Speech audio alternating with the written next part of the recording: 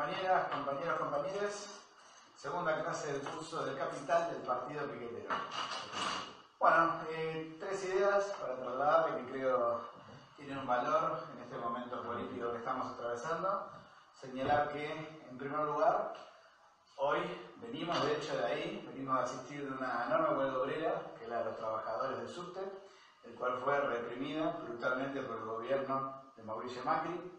Señalar al mismo tiempo que esta lucha que están dando los compañeros se dio de manera consecutiva con la lucha de los compañeros de Cresta Roja, también reprimidos por la policía de Patricia Bullrich, por lo cual, fíjense la actualidad, la vigencia de la lucha obrera por salario, por paritarias, por la defensa de los puestos de laburo, es decir, la lucha con los métodos obreros en defensa de la clase obrera. Y esto, creo que para un curso de Capital no puede estar obviado, es importante mostrar en escena, poner en el centro lo que es, digamos, lo que nos impulsa, lo que nos ordena, que es la lucha del movimiento obrero por abrir una perspectiva inmediata e histórica de emancipación social. Por lo cual eso creo que es muy importante. Atentos también a que habíamos cerrado la clase anterior discutiendo el texto de Marx, Salario, Precio y Ganancia, bueno, en el cual, en el texto justamente se discutía, ¿sirve hacer huelga? ¿Vamos a hacer huelga o para qué? No hagamos huelga. Total, se suben los precios, suben los salarios, después suben los precios, hay inflación y el poder adquisitivo baja. Entonces no hagamos huelga, no perdamos tiempo. Por eso había gente que decía eso. O sea, el movimiento obrero tuvo que atravesar debates para poder alumbrar la función histórica de la huelga general. Y esto creo que es un debate importantísimo, defender en la teoría, defender en la fundamentación científica el accionar político socialista del movimiento obrero y también del accionar reivindicativo de la clase en tanto tal. Por lo cual en esos dos niveles entiendo que lo debe ser una gran jornada y de alguna manera que ahora estemos desarrollando este curso entiendo es una prolongación de la huelga obrera que estuvimos haciendo desde la mañana con los trabajadores del sur. Es una buena manera para un marxista concluir la jornada dando la misma lucha que dimos, poniendo el cuerpo, poniendo la organización, poniendo lo que hay que poner como partido político, ahora aportando las ideas y la perspectiva histórica, las conclusiones de ese movimiento de nuestra clase. Así que bueno, eso en primer lugar. Después, en segundo lugar, señalar que en este momento está llegando nuestro compañero Juan Marino de Venezuela, lo cual para nosotros eso también es un orgullo, y lo queremos decir, porque mientras estamos desarrollando este curso, nosotros como organización nos tomamos la tarea de ir a ser observadores internacionales a la elección, y esto fue una de las grandes luchas políticas, una verdadera lucha de clases contra el imperialismo, donde el imperialismo ya declaró la guerra. Es público que se filtraron estos documentos del Comando Sur y ellos lo que apuestan es al fraude electoral, al desconocimiento, al boicot, a viciar el proceso electoral para quitarle legitimidad al Estado venezolano y a partir de la teoría del Estado fallido a habilitar una intervención militar directa. Por lo cual esto creo que es conceptualmente de un calibre superlativo y tiene que ver con la etapa que estamos viviendo del capitalismo a nivel mundial. Como discutíamos la Santa Trinidad del marxismo, la trilogía marxista, crisis, guerra y revolución, bueno, en eso andamos. En eso andamos a los 200 años de Marx y por eso es una cuestión estratégica que en este proceso de lucha de clases los marxistas seamos los que defendamos la paz. En esta lucha contra la guerra imperialista y el golpismo en todas sus vertientes, nosotros seamos los defensores de la democracia política. Y esto creo que de fondo muestra que la rivalidad histórica de acá en el fondo es entre el movimiento obrero defendiendo los derechos que hemos impuesto por medio de la lucha, que no nos la concedió ninguna naturaleza humana, ni ninguna deidad, ninguna divinidad, sino que la conseguimos por medio de la lucha de la clase obrera y los explotados, contra esta tendencia fascistizante del imperialismo a negar derechos. Y esto creo que tiene un valor, decirlo, y ya estamos dando valor, ¿no? en una clase donde vamos a discutir sobre el mercado, ¿no? Vamos a hablar de la circulación, por lo cual en esta clase tiene un valor particular hablar del mercado como una realidad mundial y que esa es la disputa que se está dando. Así que bueno, eso, y después en tercer lugar, y para concluir, señalar que en medio de todo este proceso político también hemos participado del Congreso Abolicionista Internacional que se desarrolló este fin de semana, en el Teatro San Martín, y que fue una jornada donde conocimos compañeras de distintas tradiciones políticas, diversas, compañeras en situación de prostitución, compañeras que se prostituyeron a lo largo de décadas, o sea que su cuerpo ha transitado lo que es la violación remunerada, que es eso, la prostitución no es otra cosa, es una violación remunerada, y en este sentido señalar la brutalidad del sistema capitalista, y como hemos dicho en algún curso, en la charla de inicio, que este sistema se sostiene fundamentalmente, por más que parezca raro, no se sostiene en torno al trabajo asalariado.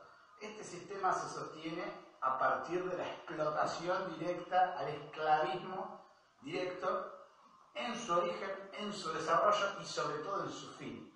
Una de las grandes conquistas teóricas, si se quiere tal vez, de nuestro partido, y lo quiero poner en ese lugar, para que lo socialicemos, fue el artículo que escribimos en su momento cuando fuimos al Congreso de Villa María, en su momento en 2014, 2013 fue. 2012, ok, el Congreso de Villa María en 2012, donde en oposición a la tesis imperialista de que la prostitución, el proxenetismo y la trata fuese una expresión de atraso capitalista o de precapitalismo, como si fuesen islas de feudalismo en la sociedad contemporánea, nosotros como socialistas, en particular la compañera Diana, que fue quien intervino en ese congreso, sostuvo el punto de vista contrario, señalando que la trata, la prostitución y el proxenetismo son una expresión de imperialismo, al revés, de sobresaturación y putrefacción del capitalismo. Y creo que eso es una discusión muy importante, porque cuando uno conceptualiza eso, cuando uno lo llega a visualizar, de igual manera que discutíamos en la charla de apertura, de que el capitalismo a nivel mundial es la mitad de la riqueza mundial en manos de 8 tipos. No casualmente todo varoncito, ¿no? Patriarcado. Y la otra mitad de la riqueza mundial en manos del resto de la humanidad toda, 7.000 millones de personas, menos 8. Eso no está acá. Entonces, esta realidad, este capitalismo bifronte, si se quiere decir, muestra que todas las relaciones laborales, todas las ficciones jurídicas equivalentes en las cuales vivimos, son una especie de ficción, de entramado, para sostener un núcleo de brutal concentración monopólica de la riqueza. Y por lo tanto los medios de producción. ¿Se entiende lo que acabo de decir? Esa idea de... ¿Puedo dibujarlo acá? Hay una... Pasame un marcador. Creo que esto importa para entenderlo. O sea, como si esto fuese toda la sociedad capitalista a nivel mundial, y acá hay un grupecito. Esto que está acá, es la realidad. Todo esto es una red de contención para darle legitimidad a lo que pasa acá adentro. Esta es como la Matrix del capitalismo, ¿no? La mitad de la riqueza mundial está distribuida para garantizar que 8 tipos tengan la otra mitad. La distribución, el regulacionismo, el progresismo, es solamente una forma de ejercer el monopolio de manera socialmente legitimada. El típico roban pero hacen, ¿no? Entonces, bueno, ya sabemos que hay 8 tipos que tienen la mitad de la riqueza mundial, pero el resto más o menos podemos vivir con eso. Después acá habrá alguna humanidad que queda coleando por ahí, pero bueno, que se jodan. ¿Se entiende? Para la mitad de la humanidad esto más o menos funciona. Entonces, lo que pasa acá afuera y lo que pasa acá adentro, los que están acá viven un costado. ¿Se entiende? Y los argentinos somos derechos humanos, no sabemos lo que pasa en la dictadura y por algo habrá decidido, algo habrán hecho. Bueno, ese sistema de complicidades capitalistas pasa también en relación al trabajo asalariado. Si viene un burgués, un liberal, y te dice, el capitalismo se basa en el trabajo asalariado, así, no, esa es mentira. Acá, para seguir este razonamiento, tal vez habrá trabajo asalariado. Incluso en Argentina podríamos decir, tal vez alguien tenga trabajo en blanco. Tal vez. Tal vez alguien tenga trabajo en blanco. Pero todo este armado que está acá, de trabajo en blanco, más abajo de trabajo en negro, más abajo de trabajo golondrina, más abajo de trabajo en situación de semi-esclavitud, es en realidad todo esto que acabo de mencionar, la red de contención para que la democracia y la humanidad avalen lo que pasa acá en el centro. ¿Qué es lo que pasa en el centro? Que el capitalismo, ¿cuáles son los 3 principales negocios? Actividades económicas lícitas, encuadradas jurídicamente, o actividades económicas ilícitas, ilegales. El centro del capitalismo se basa en actividades económicas ilícitas. Y no me lo pregunten a mí como marxista, pregúntelo al Papa. Pregúntale al Papa Francisco. Nadie va a escuchar que tosco, ¿no? Bueno, entonces, el Papa Francisco, ¿qué te dice? Pregúntenle a la ONU, o alguien piensa que la ONU es trotskista. ¿Cuál es el centro del capitalismo? Negocio número 1, narco. Negocio número 2, guerra, armas. Negocio número 3, trata, para explotación sexual y laboral. ¿Se entiende? Esto es el capitalismo. Droga. ¿Está mal? Trata ya ese segundo. Bueno, entonces así. Segundo, primero narco, tercero guerra. Bueno, entonces esto se llama capitalismo. Este capitalismo, como dijo Marx, que nació en lodo y sangre, se revuelca, agoniza en lodo y sangre. Entonces creo que esa idea de que el capitalismo es una fuerza civilizatoria, que muy bien estuvo refutada por Lío en la clase anterior, mostrando que el capitalismo introdujo el esclavismo en Inglaterra, también hoy en día. No es cierto que 200 años después del capitalismo, 400 años después, si querés tomar una fecha más hacia atrás, o no sé cuándo te guste, pongamos la fecha, ¿cuándo sería? ¿1492? Sí, nació el capitalismo. ¿Qué año le damos nacimiento? Sí, siglo XVI. Siglo XVI, bueno, un poco más adelante. Bueno, no importa. Pero entonces, ¿se entiende lo que está mirando el video? El capitalismo nació siendo una porquería, se desarrolló siendo una porquería, y ahora es peor que cuando nació, porque está más desarrollado a escala mundial. Entonces creo que esa idea, si bien obviamente como marxistas le reconocemos mérito del capitalismo, porque unificó la producción a nivel mundial, creó el mercado mundial, racionalizó el proceso productivo y piripipipipipi, macanudo, no tapa la inmensa proceso de destrucción de fuerzas productivas y de barbarie a escala inusitada en la que nos sitúa hoy. Pero bueno, creo que esto importaba decirlo, porque si fuimos al Congreso abolicionista, ¿por qué es? No abolicionista en sentido anarquista de abolir algo mágicamente un día para el otro, sino abolicionista en el sentido de aquella asamblea del año 13, ¿no? La asamblea abolicionista, en la cual abolimos la esclavitud. Si Marx era un ferviente militante a favor de la causa del norte contra el sur de Estados Unidos, se apoyaba la guerra civil secesionista a Lincoln contra el esclavismo del sur, es porque los marxistas siempre luchamos contra la esclavitud en todas sus formas. Entonces quería dejarlo en claro porque esta es la raigambre teórica marxista, por lo cual queremos eliminar cualquier forma de explotación y cualquier forma de esclavitud. Así que, viva la humanidad, viva la clase obrera, viva la... Bueno, compañeras, compañeros, compañeres, compañeros virtuales, vamos a desarrollar la clase, hoy sería la clase número 2, el curso que se llama El colapso del capital a nivel mundial. Y la idea de hoy es discutir la tendencia decreciente de la tasa de ganancia, que básicamente sería como el centro científico, teórico de nuestro catastrofismo. ¿Sí? ¿Por qué somos catastrofistas? Y porque la tendencia de la tasa de ganancia es hacia abajo. Entonces, en última instancia, todo va a colapso. Con lo cual, hoy va a ser una clase quizás con algunos momentos medio conceptuales, algebraicos, pero que es fundamental para poder entender el fundamento de nuestra teoría. Y antes de meternos en lo que vamos a ver exactamente hoy, quería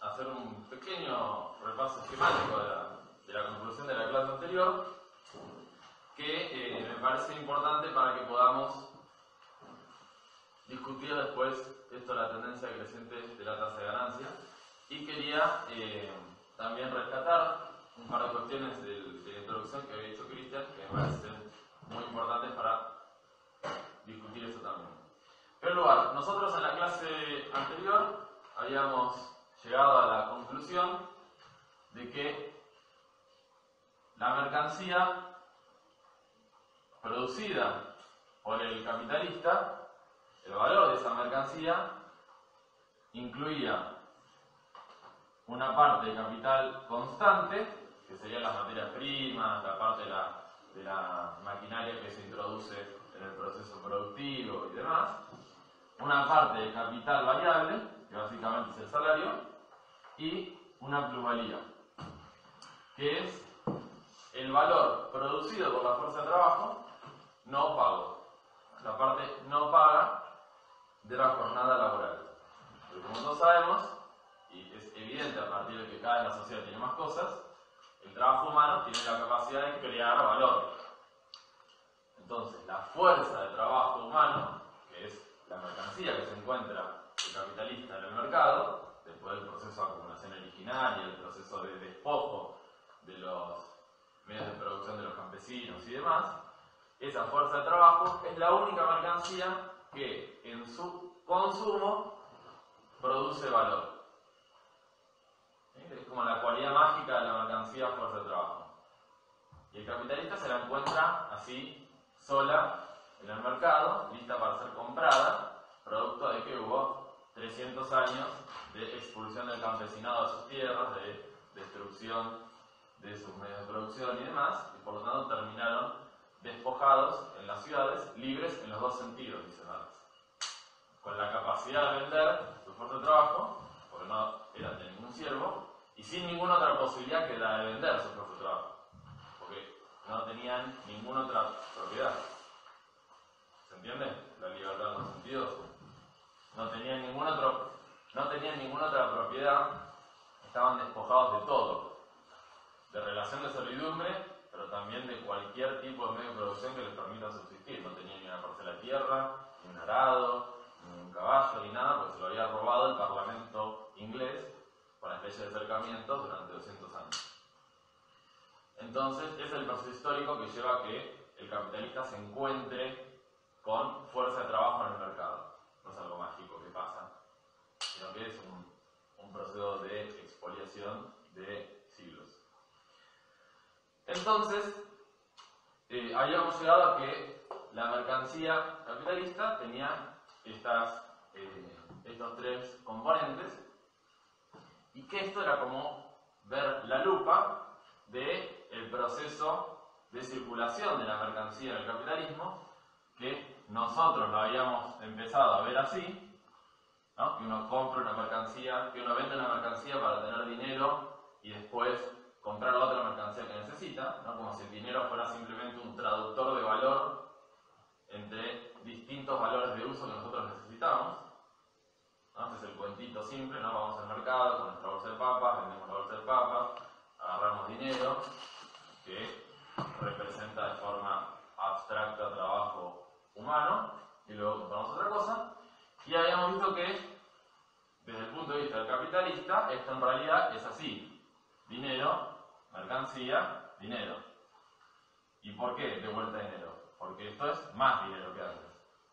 Hay una diferencia cuantitativa, no cualitativa como acá. Y esto es el proceso de producción capitalista, el proceso de, vamos a decirlo primero, el proceso de circulación del capital. Solamente podemos explicar este aumento del valor porque acá el capitalista, entre todas las mercancías que compra una que es muy particular, que es la fuerza de trabajo, lo que le permite generar esta plusvalía.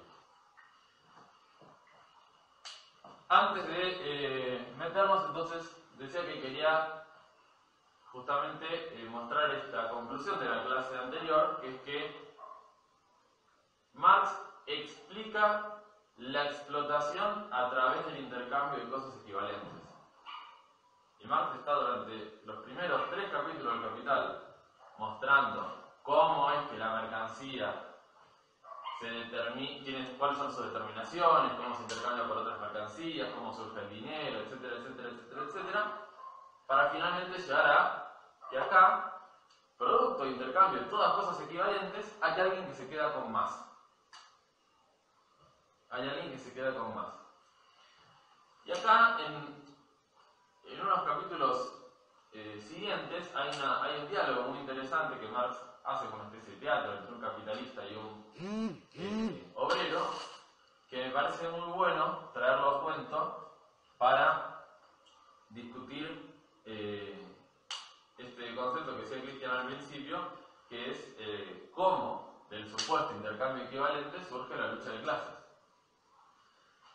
Y en el diálogo entre el capitalista y el obrero, el capitalista dice, bueno, yo he comprado la fuerza de trabajo durante 10 horas, ¿no? Durante una jornada laboral, pongamos de 10 horas, entonces tengo derecho a utilizarte durante 10 horas y tengo derecho a quedarme con todos los productos que vos produzcas durante esas 10 horas. Porque yo te pagué lo que vos necesitas para vivir durante todo el día. O sea, yo pagué tu valor, ¿no? Yo pagué tu valor de cambio. Vos para venir a trabajar tuviste que comer ayer, vas a tener que pagar tu alquiler, vas a tener que comprarte una campera y demás, yo ya te pagué el sueldo. Ahora te puedo utilizar durante todo el día. ¿Se entiende?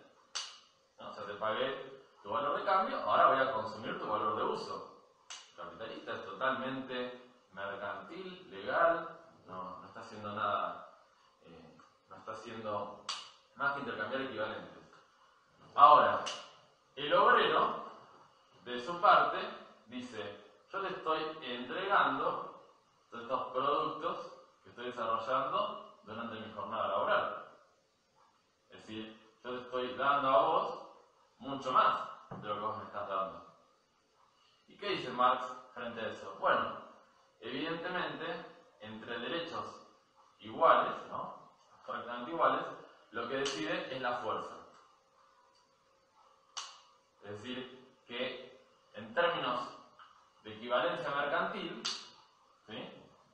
El capitalista obviamente va a querer, diríamos nosotros en criollo, cagarlo al trabajador.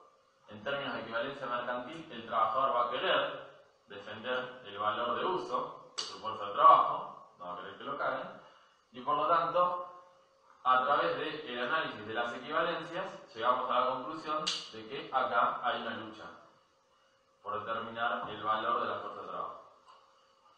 Y esto además es muy importante, yo no lo había reflexionado en la clase anterior, lo reflexioné con el libro de Harvey, que no solamente la fuerza de trabajo es la única mercantil. ¿Contar cuál es? El Guía del Capital de Marx, este es sobre el libro primero, lo recomiendo, está muy bueno.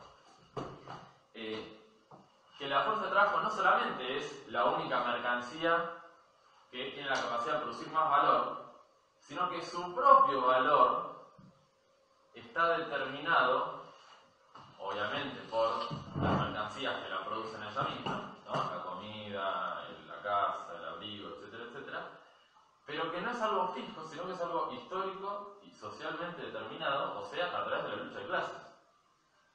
Porque ¿cuál es el valor de un trabajador sueco? ¿Cuál es el valor de un trabajador americano? ¿Cuál es el valor de un trabajador argentino? Estadounidense. ¿Cuál es el valor de un trabajador argentino? ¿Cuál es el valor de un trabajador chino? O de Singapur. ¿Se entiende? Entonces, ¿cuánto cuesta producir un trabajador? Marx dice que no solamente son que orbita en relación a las mercancías que necesita esa persona para el día siguiente estar viva, pero que también está condicionada por factores históricos y morales.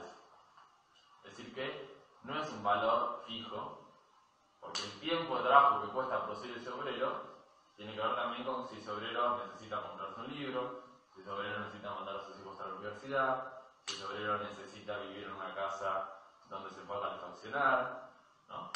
Entonces son todas, si ese obrero necesita irse de vacaciones, necesita poder irse a pasear los fines de semana o no. Entonces son todas cuestiones que determinan el valor de la fuerza de trabajo y por lo tanto la lucha por la jornada laboral, ¿no? Si hablamos nosotros de la jornada laboral de 6 horas, la lucha por la jornada laboral va a ser varias páginas de Capital van a estar dedicadas a explicar cómo se fue desarrollando la lucha por la jornada laboral, donde los capitalistas querían extenderla y los trabajadores querían retraerla lo más posible, porque claro, ellos se daban cuenta que ya habían vendido su fuerza de trabajo y por lo tanto querían estar la menor cantidad de horas en la fábrica. Y esto me parece por lo tanto muy bueno para ver que en esta formulita tan inocente que hicimos, acá está metida la lucha de clases. Y en este esquema también inocente que hicimos, está metida la lucha de clases por determinar cuánto valemos nosotros. Y por último, antes de arrancar hoy con lo que nos va a llevar a la tendencia creciente de la tasa de ganancia, una cuestión más que también es, dos cuestiones que son importantes, es que lo importante de esta parte de la fórmula, es decir, del capital variable, o sea, del gasto humano de fuerza de trabajo, ¿no? Es que es lo único que le da vida, es lo único que le da energía a todo este movimiento. Porque obviamente la plusvalía no se produce si no hay trabajo, eso es algo quizás más evidente, pero también el valor del capital constante, o sea, la materia prima y de las máquinas, no se puede transferir a la mercancía si no hay trabajo vivo que lo haga. Y eso me parece que es re importante entenderlo, porque de ahí se deduce la importancia para nosotros de las huelgas. Cuando un obrero hace una huelga, le está diciendo al capitalista, ¿sabes qué? No voy a transferir el valor de tus máquinas y tu materia prima a una mercancía nueva. Joder.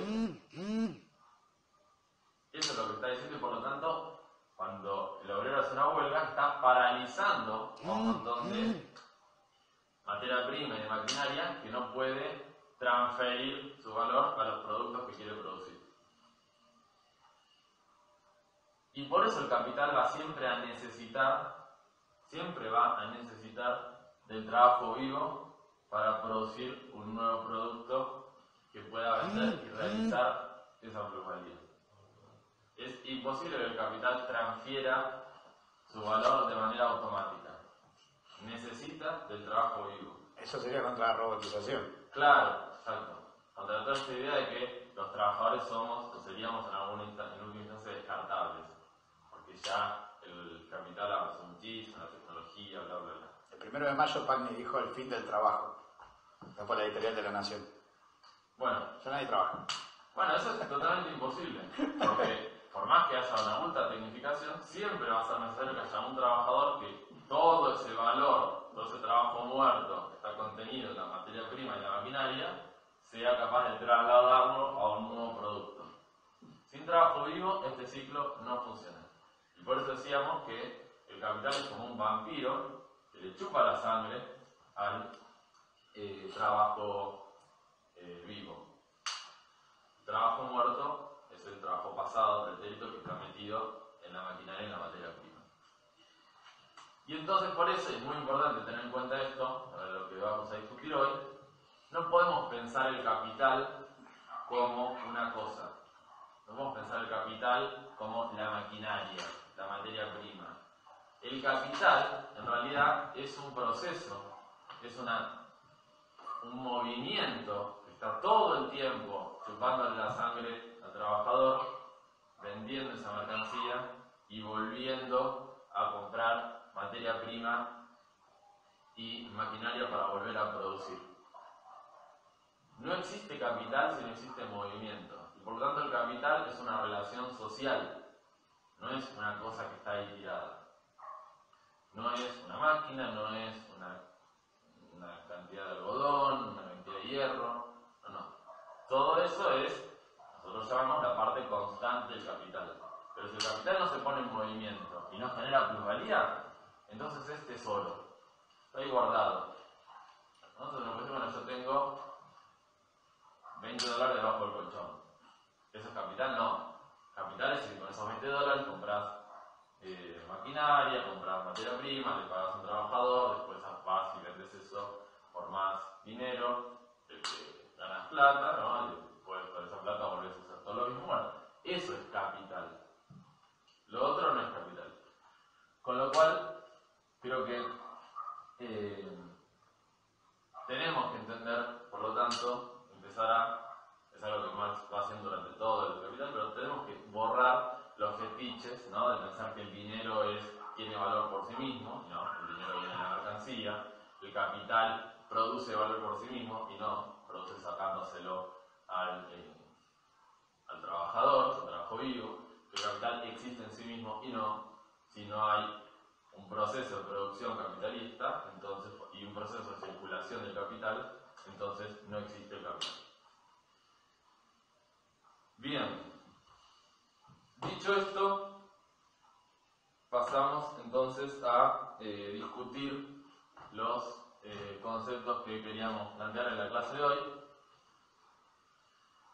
para poder llegar a esto que va a ser tan importante para la última clase, que es la tendencia creciente de la tasa de ganancia. Nosotros discutimos, por lo tanto, que la mercancía es capital constante, que es lo que transfiere su valor de manera constante en el proceso de producción, ¿no? La máquina y la materia prima, capital variable, o sea, los salarios, y la plusvalía, o sea, lo que produce. Y va a haber, por lo tanto, dos fórmulas, dos aspectos de esto que al capitalista le van a interesar mucho. Que son, por un lado, la tasa de explotación, esto se llama tasa de explotación o de plusvalía, y por otro lado, la tasa de ganancia. ¿Qué significa esto? Esto significa cuánto le está robando a su propio trabajador o a sus trabajadores el capitalista, ¿no? Quiere decir que si por cada peso de salario que le paga el trabajador está agregando valor en 2 pesos, por ejemplo, entonces tendríamos una tasa de explotación del 200%, ¿no? 2 sobre 1. ¿Se entiende?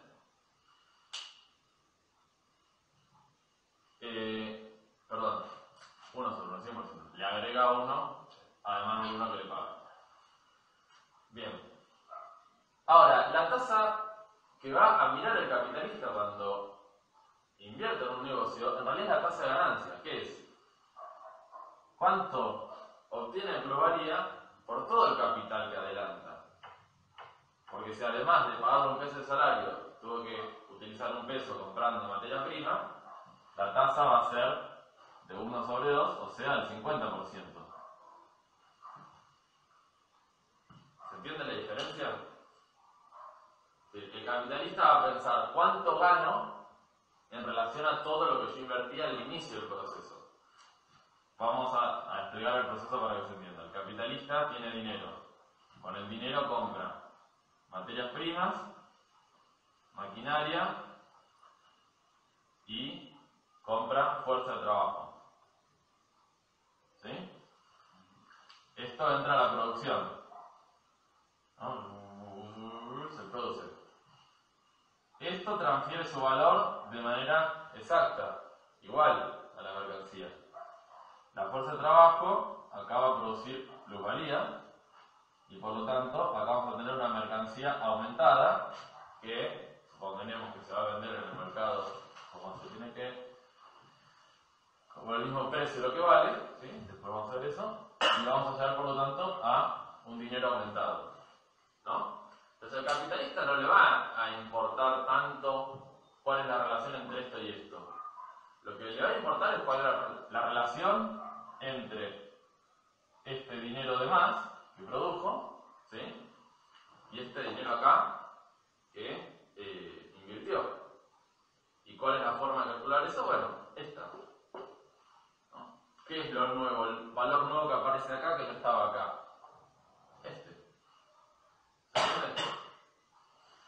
No quiero poner demasiado georreico, pero bueno, sería esta la cuestión.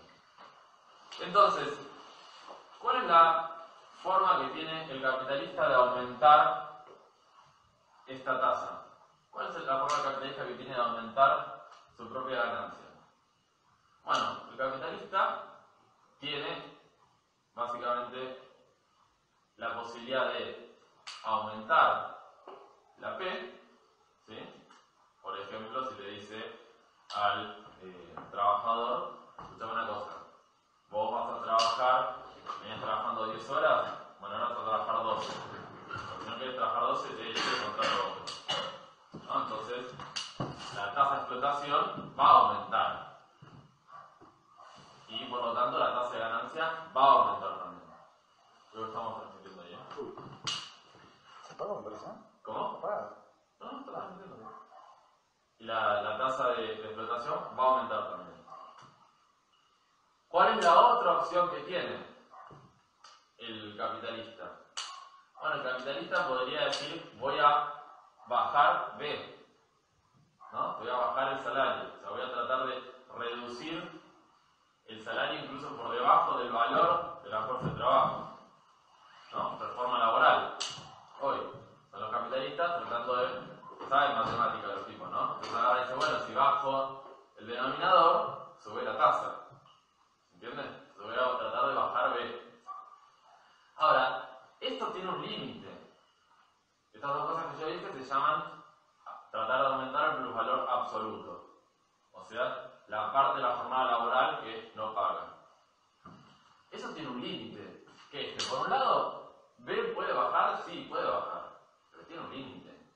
Los trabajadores van a ponerse a luchar en contra de que baje el salario. Tiene un límite incluso humano. Que en determinado momento se mueren de inanición los trabajadores y no tienen la plata para comprar la comida. Y también el aumento de la jornada laboral para aumentar la plusvalía tiene un límite. Un trabajador no puede trabajar más de, ¿cuánto? 14 horas, 16 horas, hay un límite humano, hay que dormir para el día siguiente por seguir trabajando. De hecho, Marx cita en el Capital casos de muerte por exceso de trabajo,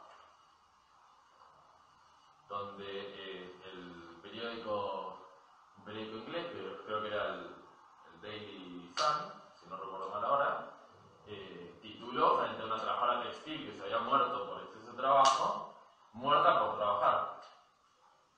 Fue un título catástrofe que sacó que conmocionó a todo Londres porque, bueno, se había muerto por trabajar. Creo que tenían que hacer unas entregas de unos vestidos con los aristócratas de Londres y se le habían obligado a trabajar 36 horas seguidas. Y se murió. Entonces, hay un límite, no solamente social, sino humano, a la posibilidad de que el capitalista que tiene de aumentar esto o de bajar esto. ¿Entiendes?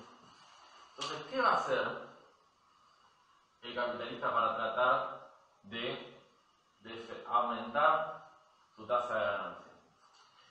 Yo les decía que recién lo que les estaba contando era cómo el capitalista trataba de aumentar la plusvalía absoluta, es decir, de quedarse con una mayor parte de la jornada laboral para él, ya sea extendiéndola o reduciendo la parte paga, ¿no? Si tenemos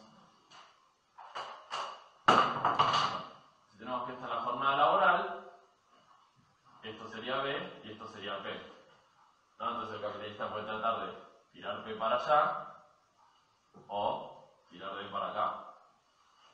¿Se entiende? Esto sería aumentar la plusvalía absoluta. Ahora, también el capitalista puede tratar de hacer algo, que es aumentar la fuerza productiva del trabajo. Y acá es donde se pudrió todo. Porque cuando el capitalista aumenta la fuerza productiva del trabajo,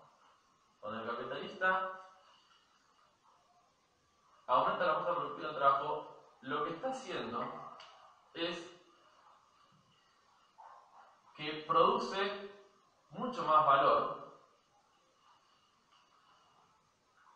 porque en el proceso productivo, con una misma cantidad de fuerza de trabajo, va a producir muchos bienes de uso más. ¿Sí? Aumenta la productividad. Claro. Va a producir muchos bienes de uso más. Y con una determinada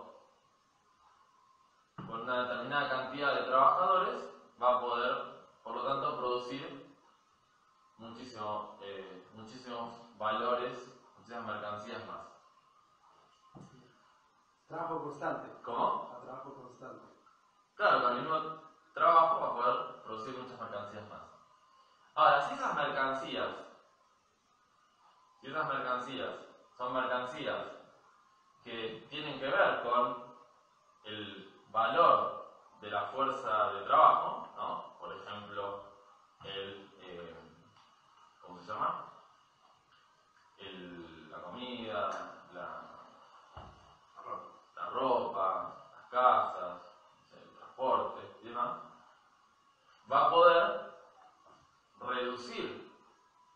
también el valor de esa propia fuerza de trabajo. ¿Se entiende lo que quiero decir? Va a ser más barato producir un trabajador. Entonces, a partir de la producción, del aumento de la fuerza productiva del trabajo, el capitalista va a poder aumentar la plusvalía, no a partir de mover esto, sino a partir de que el trabajador, con el mismo tiempo de trabajo, va a producir una masa de valor muchísimo mayor. Pero esa masa de valor muchísimo mayor que va a producir, como a su vez la va a producir, vamos a suponer, la misma cantidad de trabajadores, o sea, la misma cantidad de trabajo, cada una de esas mercancías va a tener menos valor incorporado. Es decir, cada una de esas cosas que produzca va a valer menos. Entonces va a producir una masa de valor mayor, pero cada átomo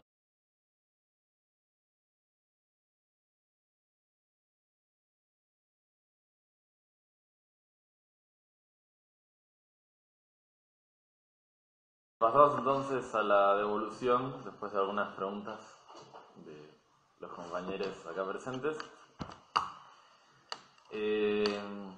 Primero, antes de eso,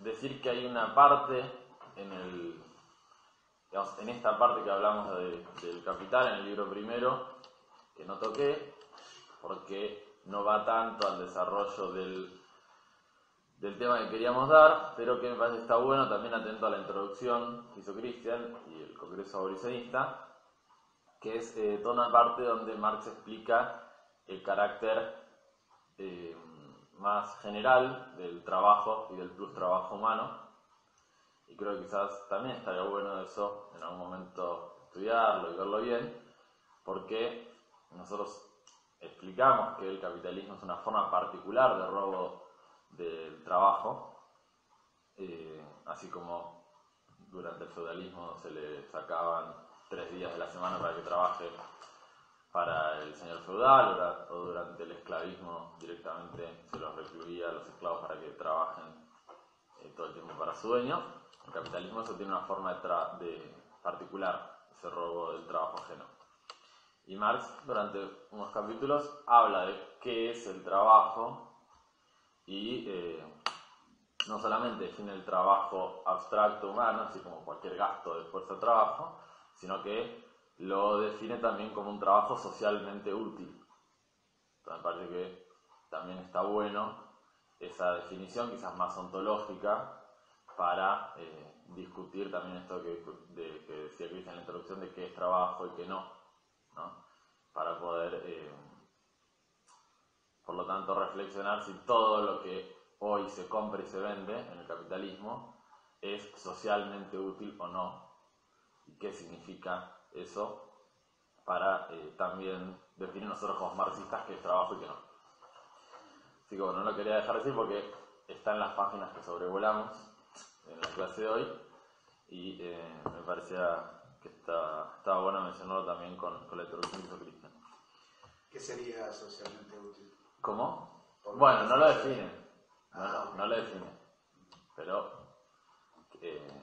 digamos, no define qué sería, sino que dice que el trabajo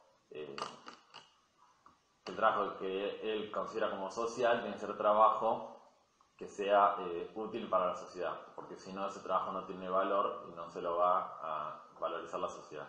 Después, el dinero obviamente va a transformar en valor cualquier cosa, pero digamos en el inicio hay una definición ontológica del trabajo.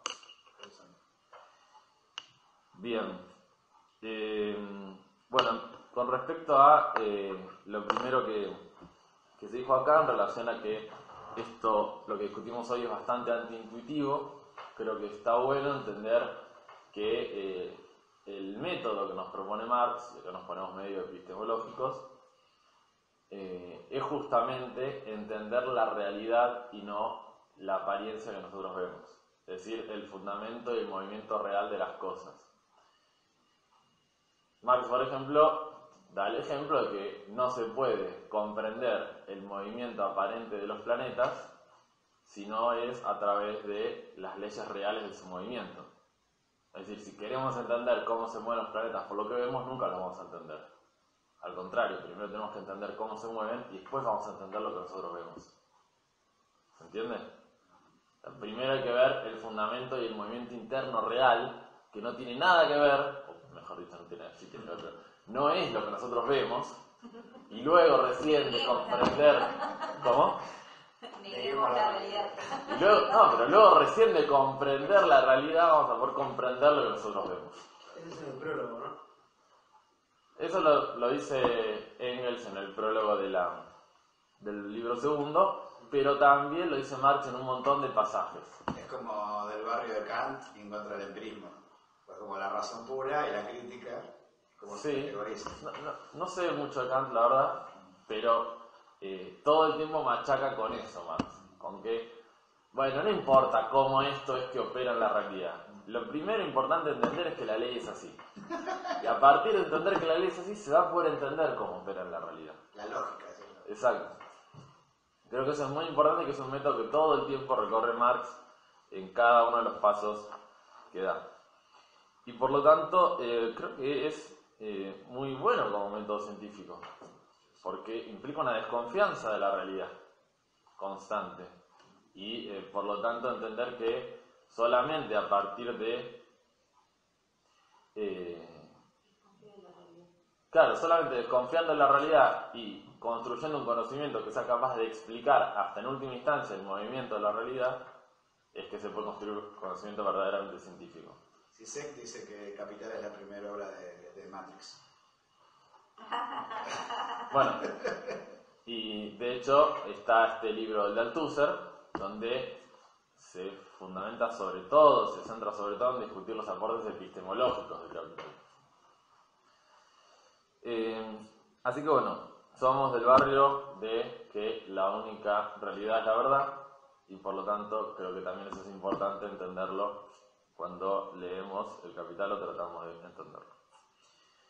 Después, en segundo lugar, en relación a la discusión del catastrofismo, el anticatastrofismo y demás, creo que es muy importante que hoy también hagamos un homenaje a Rath, a Riesnik, a compañeros del Partido Obrero que nos formaron, a Malach, compañeros del Partido Obrero que nos formaron. Yo personalmente uno de los primeros textos teóricos importantes que leí fue en defensa del catastrofismo y el debate con Martín Noda y Mercatante de Riesnik.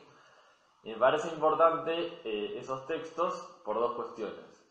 Por un lado, porque, como decía acá Cristian, de las corrientes anticatastrofistas, particularmente el PTS, que era con quien se desarrollaba este debate, hay una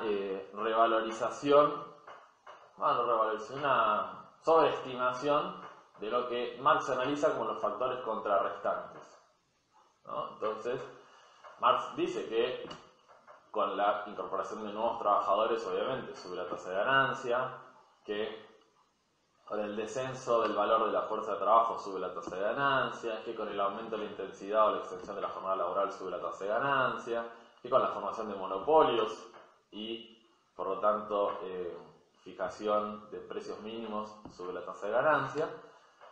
Y son dos factores que contrarrestan la tendencia creciente de la tasa de ganancia. Ahora, si nosotros ponemos la lógica de acumulación del capital en un mismo plano que los factores contrarrestantes, es que no entendimos nada.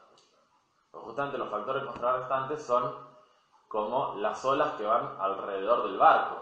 Es decir, son factores que operan y que aminoran, le dan una cadencia distinta a la tendencia general. Y la tendencia general está fundamentada en la lógica interna del capital, que todo el tiempo va a estar socavando su base de sustentación, porque todo el tiempo va a querer utilizar menos trabajo vivo y más trabajo muerto. Entonces creo que esto es muy importante, que nosotros entendamos que está mal en el razonamiento equipararlos, que ni siquiera tenemos que traer acá los números de cuál es lo que opera más. Está mal en el razonamiento equipararlos, y creo que esto es muy importante. Y en segundo lugar, que Además, como decía también Cristian, hay una incomprensión de qué significa esta tendencia creciente de la tasa de ganancia. Porque en el debate, lo que le recrimina Riesnik a Noda y al Mercatante, el PTS, es que ellos reconocen la tendencia creciente de la tasa de ganancia, pero no reconocen sus efectos en la realidad. Entonces sería como algo teórico que pasa y la tendencia va cayendo, pero eso no tendría ninguna consecuencia real. Y Riesnik lo que explica es que, por el contrario, la tendencia creciente de la tasa de ganancia muestra el colapso inmanente del capital. O sea que el capital tiende a colapsar porque tiende a, de alguna manera, tratar de estar parado y sacarse la alfombra sobre la que está parado a la vez. Entonces, esto es muy importante porque si no reconocemos la tendencia creciente de la tasa de ganancia en Marx, pero no entendemos cómo eso opera en la realidad, destruyendo la fuerza de trabajo, generando una desocupación masiva y por lo tanto después preparando el enfrentamiento de los diferentes capitales y los diferentes estados que patrocinan esos capitales para imponerse unos contra otros y llevando al colapso, por lo tanto, a todo el sistema. Creo que eso es muy importante porque si no reconocemos la ley para no reconocer cómo opera en la realidad. Bien, y dicho esto, creo que era importante la intervención también de Matías porque evidentemente si uno se fija y de hecho está en el resumen que habíamos pasado en la primera clase, en la introducción, los gráficos del cálculo de la tasa de ganancia que hicieron economistas a nivel internacional de los últimos 100, 150 años, muestran que hay una caída de la tasa de ganancia muy grande.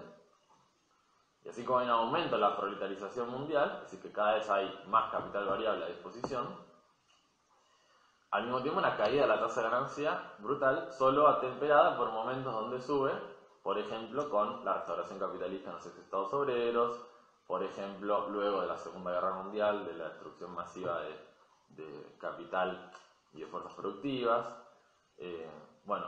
Solo son momentos donde sube, se recupera temporalmente por estos grandes episodios históricos, pero luego vuelve a bajar tendencialmente la tasa. Y creo que esto es muy importante, por lo tanto, ver que esta ley opera en la realidad. Y si no, no se entendería por qué cada vez con mayor acumulación capitalista, la ganancia que puede obtener es cada vez menor. Entonces, la situación es así, o sea, va bajando o va subiendo, bajando, o sea, la tasa de ganancia, podemos decir que tenemos los marxistas un balance de la tasa de ganancia. Hay cálculos no de la tasa de ganancia a nivel global, porque es muy difícil traducirla en todas las monedas y demás, pero sí de las grandes economías, entonces de Alemania, de Estados Unidos, de Francia, Inglaterra, y después se promedian esas tasas de ganancia y lo que se ve es que hay una caída tendencial que es más o menos como el grafiquito que había hecho antes, que es algo así, como que va cayendo, sube, va cayendo, sube, va cayendo, sube. Que es el gráfico que habíamos distribuido también en el Congreso, particularmente sobre Estados Unidos. Bien. Después, en función de esto, la pregunta enorme que hizo Diana acerca de cómo se puede analizar la tendencia creciente de la tasa de ganancia en Argentina y cómo esto nos impacta a nosotros, es decir, cómo bajamos a tierra este esquema conceptual. Yo creo que hay dos cosas que me parece importante decir. Por un lado, que los países oprimidos por el imperialismo tienen un rol particular en el sostenimiento de la tasa de ganancia de las metrópolis, que es el de aportarles trabajo desvalorizado. Es decir, para el capital imperialista es muy importante que la metrópolis tenga fuerza de trabajo barata. Y por eso es que el capital imperialista no desarrolla el capitalismo en los países oprimidos. Porque quieren que acá se produzca, que la tasa de explotación sea más alta. Y por eso cuando viene el capital, acá en Argentina o en China, en cualquier lado, encuentra fuerza de trabajo que es posible reproducir mucho más barata, y las tasas de explotación y de ganancia son muchísimo más altas acá que en las metrópolis.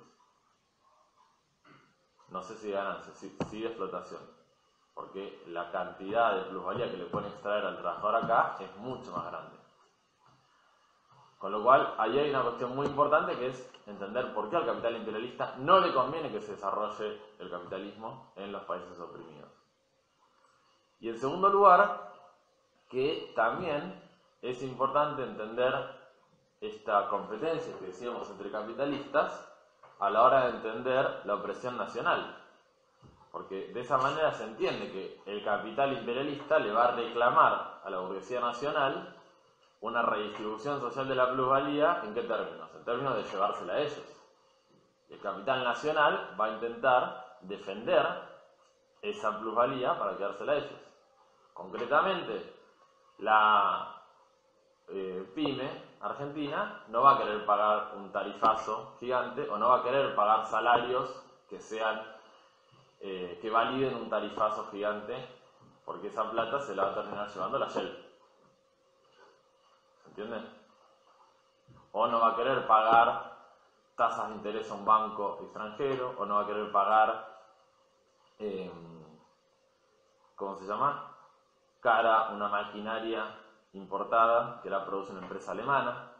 Entonces hay diferentes formas de distribución social de la plusvalía entre la burguesía nacional y el imperialismo, a través del comercio y a través de los bienes que el imperialismo produce en los países oprimidos, que muestran que efectivamente hay una opresión nacional, que básicamente es que el imperialismo le quiere sacar la plusvalía que los burgueses nacionales le robaron a los trabajadores de ese país. Eso me parece muy importante también, por lo que decía Christian, de entender que los capitales no son todos iguales y que existe una lucha entre ellos.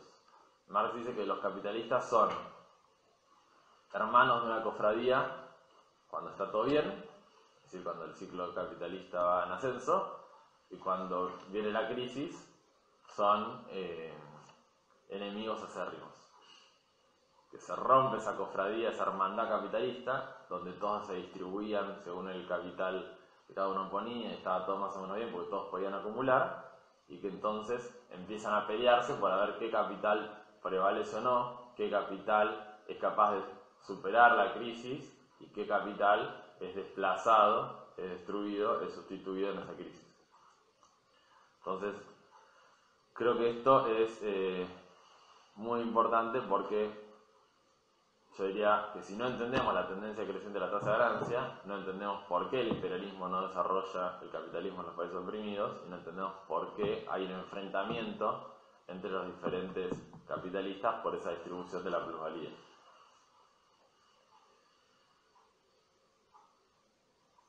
Después, en relación a lo que vos planteabas de la crisis de los estados, la especulación, el capital ficticio, la inflación. Primero, en el Capital Marx toca muchos de esos temas. Sobre todo en el libro tercero, que nosotros no vamos a llegar a discutir. Vamos a discutir, la idea de la clase que viene a discutir un poco de capital ficticio, pero no vamos a llegar a discutir todos esos temas. Pero creo que, por un lado, tenemos que leer más a Marx, estudiarlo a Marx, además que son temas que Marx no tocó, y por otro lado son temas que Marx tocó en 1860, 70, así que es necesario hoy que los revisemos nuevamente. De hecho, algo que nunca Marx consideró en ningún momento de los libros del Capital es que los estados puedan, de manera sostenida, imprimir moneda sin ningún tipo de respaldo. Entonces, el tema de desligar la moneda del dinero, que es algo que viene pasando en este mundo desde los 70, de forma desembosada, Marx nunca lo consideró.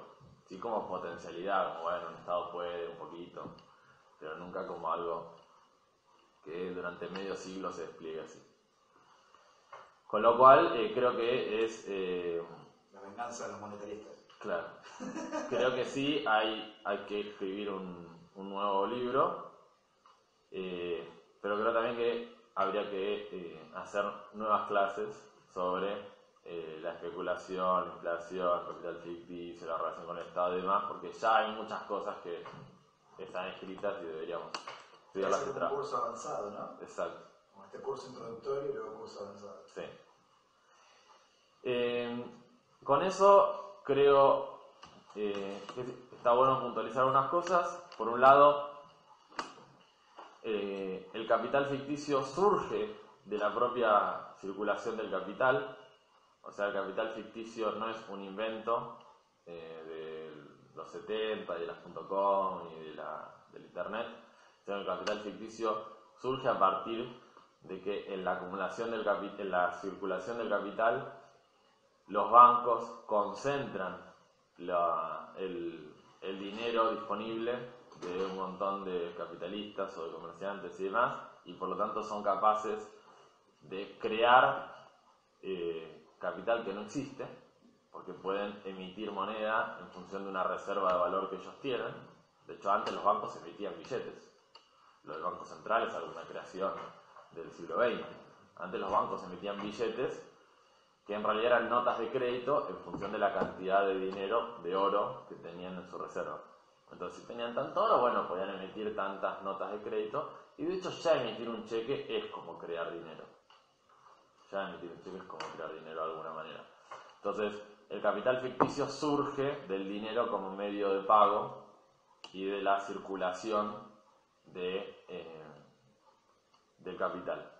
Entonces, esto me parece que es importante también para entender que el capital ficticio y la especulación, así como los bonos, la deuda y demás, es tirar a la circulación valor que hoy todavía no fue realizado. ¿Se entiende? Y por lo tanto no es una creación de la posmodernidad, sino que es algo que ya existía en Londres en 1800. Es tratar de tirar en la circulación y realizar valores que todavía hoy no fueron realizados en la producción, porque estamos mandando a la circulación papelitos que están fundamentados en que supuestamente hay un capitalista que después va a venir y nos va a pagar la deuda con el banco. ¿Se entiende? Entonces creo que esto es importante. Y por último, el tema de la inflación. No sé si tengo la capacidad para discutir el tema hasta sus últimas implicancias, pero lo que sí creo que es importante, sobre todo en relación a lo que estamos viviendo hoy, es que en realidad lo que más importa no es la desvalorización de la moneda, sino cómo la desvalorización de la moneda en realidad está traduciendo un reacomodamiento, una nueva situación de los grandes precios de la economía nacional, fundamentalmente el salario. Porque el problema no es exactamente la desvalorización de la moneda, sino que la desvalorización de la moneda implica que el trabajo argentino es más barato para el capital yanqui. Cuando sube el dólar un 25%, significa que con el mismo dólar vos compras un 25% más de tiempo de trabajo argentino. ¿Se entiende? Y por eso es tan importante entender las devaluaciones y la inflación, cómo impactan de manera distinta en el salario real. Por eso no es lo mismo, siempre discutimos, una devaluación con retenciones, una devaluación sin retenciones. No es lo mismo una inflación con techo salarial que una inflación sin techo salarial, porque la moneda en realidad es un símbolo que expresa un valor, y lo que importa es la relación entre esos valores, que son los que se ponen en juego en la producción. ¿Se entiende a lo que voy? Con lo cual, lo digo como una nota para tratar de escribir un artículo sobre la interpretación marxista de la inflación y la devaluación. ¿Puedo contestar? Sí.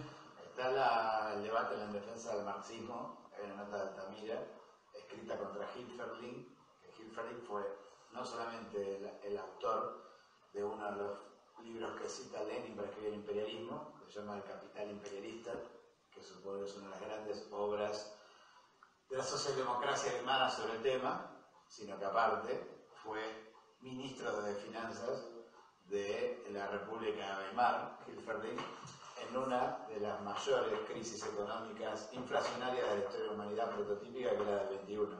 Por lo cual, el marxista, comillas, que estudió el imperialismo, estudió la inflación y aplicó política monetaria para combatir la inflación, comillas, tiene el apellido de él, y Altamira escribió un texto contra Hilferding diciendo que la política devaluatoria de Kicillof en 2014 no era más que el refrito del monetarismo reformista socialdemócrata. Por lo cual ahí hay un gran punto de apoyo que probablemente haya que tirar de esa piedra para ver qué sale. Es un gran debate que me pareció importante también para reconocer a Altamira, ¿no? En la lista de la gente del peor que nos formó. Si bien está vivo, su legado ya es presente y es historia también. Bien. Bueno, y por último, en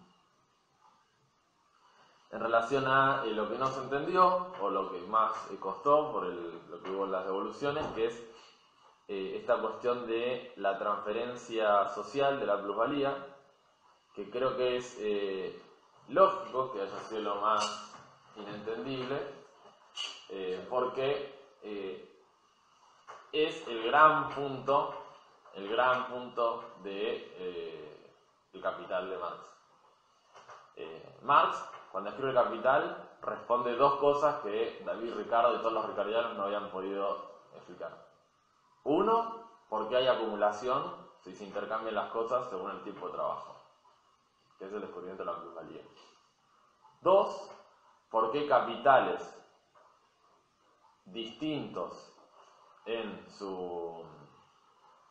por qué capitales iguales tienen igual tasa de ganancia con diferente composición. Es decir, ¿por qué si lo que le da valor es el trabajo humano, y hay un capital que tiene muchísimo trabajo humano y otro que tiene muy poco trabajo humano, pero los dos tienen la misma masa en términos de capital, ¿no? Constante más variable, ¿por qué obtienen la misma tasa de ganancia? Entonces son las dos grandes preguntas que los ricardianos nunca pudieron responder y por la cual colapsó la teoría ricardiana. Entonces, Marx, digamos, cuando construye todas estas conclusiones acerca del capital, alumbra esos dos focos negros, esos dos puntos ciegos que la teoría de Ricardo no había podido resolver. Entonces, en realidad, lo que se está preguntando es una de las cosas más importantes del descubrimiento de Marx, y es lógico que sea lo más antiintuitivo y lo más difícil de entender. Creo que lo importante es, sobre todo, entender que los capitalistas actúan no en función de sus deseos personales, sobre todo, sino que sus deseos personales son expresión de la ley de acumulación del capital. Eso en primer lugar. Y volviendo también a la idea del principio de que el movimiento aparente se explica por las leyes reales. Y en segundo lugar, entender que tanto los capitalistas como los trabajadores producen de manera individual en el proceso, pero actúan como clase. Es decir, que el capitalista, cuando invierte, está desarrollando un acto que a él le parece que a él le va a convenir individualmente, pero en realidad, si vos tomás la acción colectiva, el resultado es otro. ¿Se entiende lo que quiero decir? Es decir, que no podemos analizar al capitalista y al ciclo de acumulación de capital como las decisiones individuales de cada capitalista y por qué este gana un poco más o gana un poco menos, le va mejor o le va peor, sino que tenemos que entender cómo esa actuación es en realidad el movimiento de un pececito en todo el cardumen, y por lo tanto cómo las leyes de acumulación capitalista lo que generan es un movimiento del capital a nivel global y no de cada uno en particular. Te acabo de escuchar y reflexionaba cómo acabas de decir algo filosóficamente muy profundo, porque acabas de refutar científicamente el utilitarismo inglés, a John Stuart Mill. Esa la felicidad individual hace la felicidad del colectivo. Acaba de decir exactamente lo contrario. La felicidad individual de uno hace la desgracia de todos. Exactamente, porque el problema no es, de vuelta, lo que hace cada uno, sino que lo que hace cada uno tiene que ver con la lógica de acumulación de capital. Y por lo tanto, ahí recién podés entender, no es que son todos moscas boludas que van hacia la luz y se mueren, sino que en realidad van hacia la luz porque el capital quiere ir hacia la luz, entonces todos los actos individuales van a tender hacia eso. Entonces, creo que lo más importante, digamos, es entender los preceptos o las conclusiones filosóficas, científicas, digamos, las ideas macro, el carril grande, no sé cómo decirlo, pero la vía de esa idea de la transferencia social de plusvalía, no tanto el mecanismo interno, que bueno, lo podemos volver a explicar y se puede volver a leer y demás, pero creo que lo más importante es entender que cada uno con su acto en realidad solo está confirmando, cual tragedia griega, a nivel colectivo, la ley que rige la acumulación capitalista. Y creo que eso es el esquema conceptual que tenemos que verificar. Que la transferencia sobre plusvalía, de alguna manera, en realidad lo que nos está diciendo es que acá no estamos frente a uno innovador u otro, sino estamos frente a una clase social. Que la plusvalía se la reparten entre todos los que la sacan y que eso los hermana y al mismo tiempo los enfrenta y al mismo tiempo es la conexión que regula el hilo que los ata y los lleva todos juntos al abismo. Eso es lo importante, entender que hay una transferencia social de plusvalía, que cada uno extrae individualmente, pero no se la toma solo, sino que primero tiene que pasar por una bolsa social donde se la reparte. Creo que eso es importante entenderlo para poder pasar a por qué vamos a las crisis y demás. Pero eso tiene que ver con que el precio de mercado se coloca en función de el valor social de esa mercadería.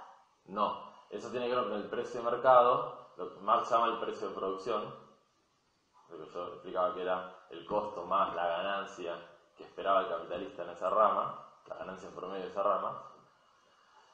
Ese precio de producción no está atado al valor de la mercancía.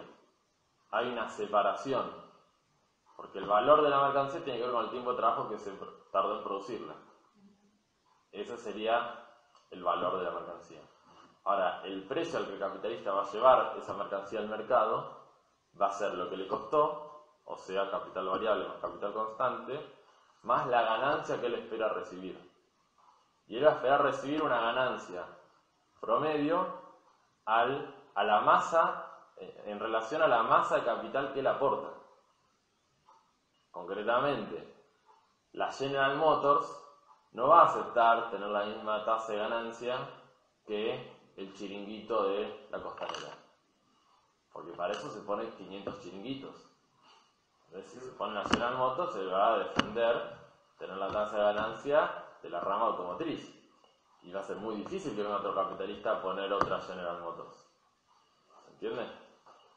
Obviamente eso va a actuar de manera promedial, pero lo que quiero mostrar es que la masa del capital, así como la masa de los cuerpos celestes en la gravedad, digamos, actúa como atractor de plusvalía, porque va a defender su capacidad como capital de obtener ese trabajo impago.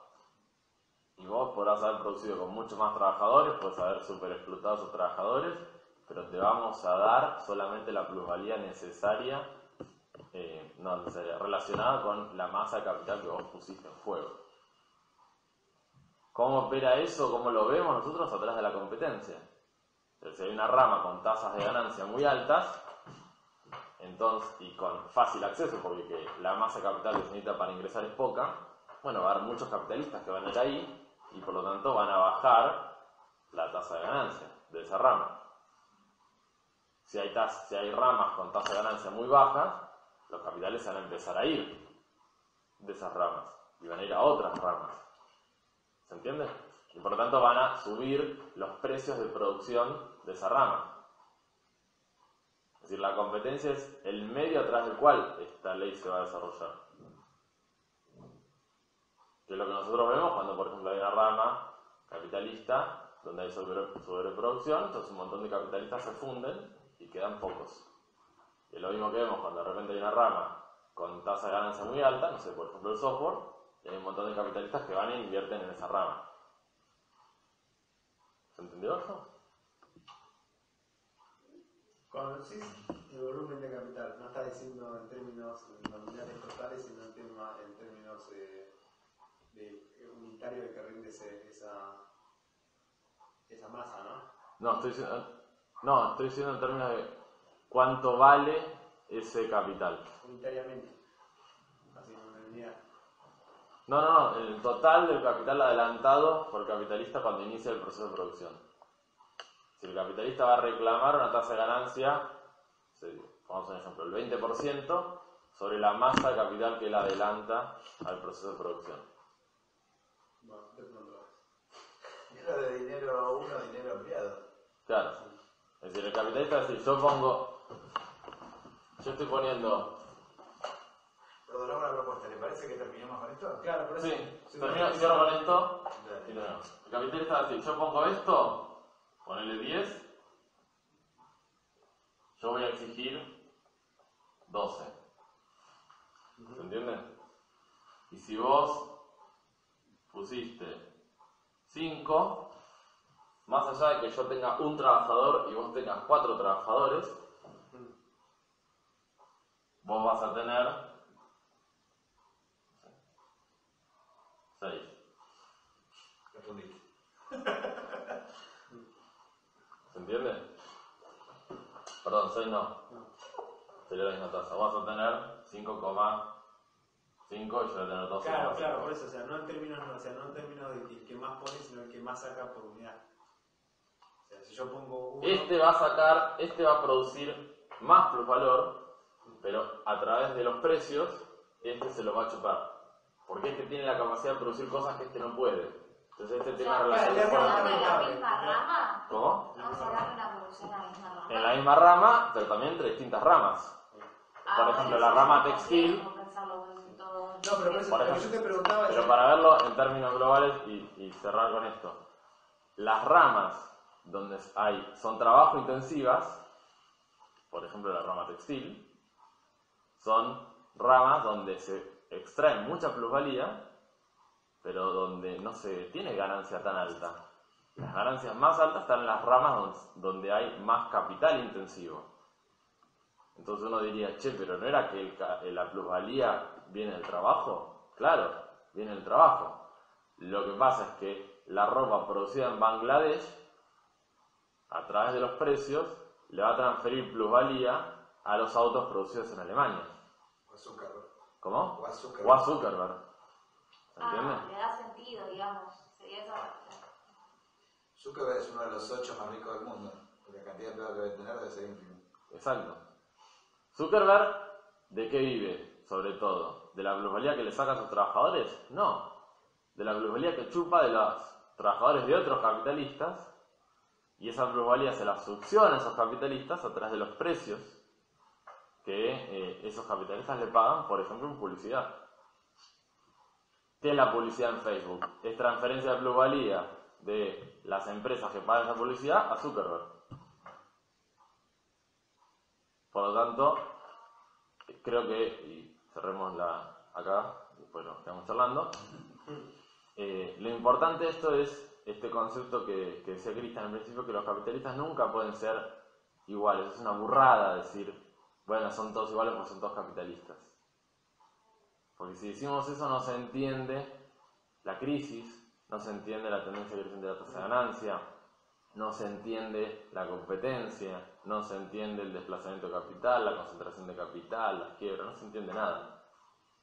Porque entre ellos, como Marx siempre explica, son personajes que son títeres que están gobernados por la lógica del capital, es a través de ellos que se expresa esa lógica.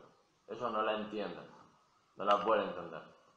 Y en esa relación digamos, donde los dos son personajes, tanto el capitalista como el trabajador, en el capítulo 6 del primer libro, está muy bueno, es el capítulo inédito que acá publicó Aricó, dice: la ventaja que tiene el trabajador es que los dos son gobernados por una fuerza externa, pero el trabajador es el único que se da cuenta que está siendo mutilado en esa relación. Es el único que se da cuenta que él está opuesto a esa lógica.